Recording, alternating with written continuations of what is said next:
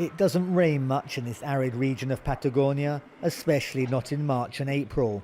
So when 400 millimeters fell in 3 days, more than normally falls in several years, Comodoro Rivadavia wasn't prepared.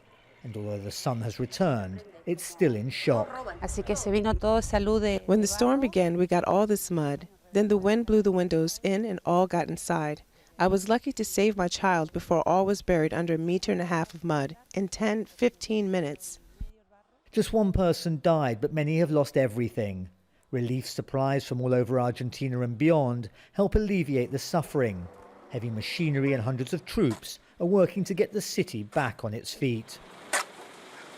The army rescue operation is over. We're now focusing on reorganising and rebuilding the neighbourhoods, getting rid of the mud, taking water from houses so people can return to their homes.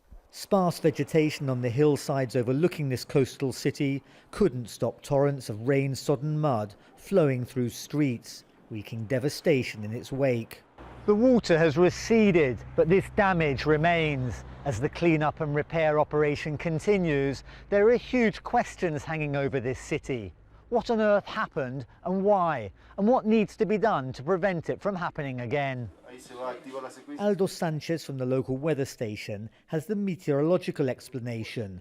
Unusually high humidity clashing with areas of deep low pressure. The same weather pattern that caused flooding in northern Argentina. He suggests other key factors also played a part. This was possibly an extraordinary phenomenon in this area, but climate change could make them more frequent, causing flooding or drought. Comodoro Rivadavia is Argentina's oil capital, a city where many come to make money but don't stay, don't invest in the future. Some locals blame the devastation on years of corruption and underinvestment in infrastructure.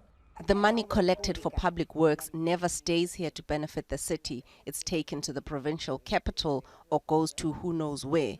But we are always the last, and what they do is poor quality. The storm was like nothing this city had ever seen. As the people of Comodoro Rivadavia rebuild their lives, they're wondering whether it might happen again, knowing that if it does, they won't be prepared.